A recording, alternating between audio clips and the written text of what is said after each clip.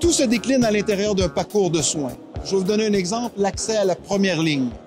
On a déterminé qui sont les professionnels dans cette première ligne. Donc, les pharmaciens, les médecins, les infirmières, tous ces professionnels travaillent avec une pleine autonomie, une pleine collaboration jusqu'aux limites de leurs compétences. Et par la suite, on est capable de les référer sur la continuité du parcours de soins du patient. Donc, autonomie, confiance et compétence. Tous les pharmaciens au Québec peuvent et le font appliquer les nouvelles missions, appliquer cette interprofessionnalité, travailler de façon autonome pour soulager nos collègues médecins qui sont surchargés de prise en charge de patients plus lourds. Donc, les pharmaciens collaborent avec les médecins.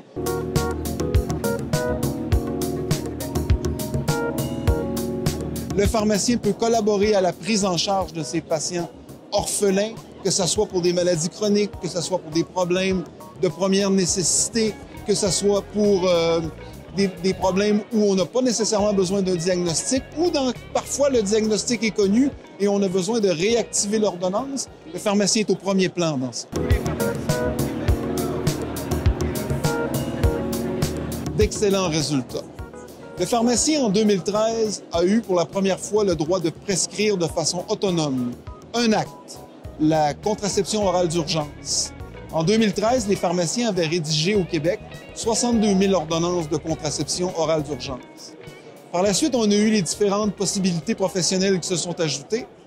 Et en 2023, les pharmaciens au Québec ont rédigé 5,5 millions d'ordonnances.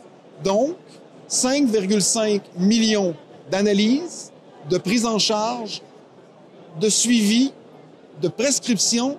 Donc, c'est énorme. La demande pour les services cliniques des pharmaciens est en explosion au Québec. La pratique est très motivante, très intéressante. Les jeunes pharmaciens sont emballés de la pratique qu'ils ont, même si, bien entendu, on a des défis.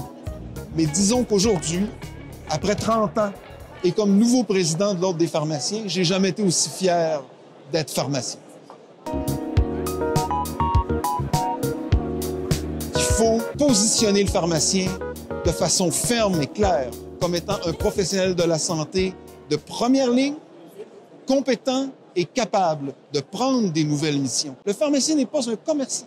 Le pharmacien est un professionnel de la santé à part entière. Il faut revendiquer, il faut avoir l'audace également. Il faut secouer les colonnes du temps.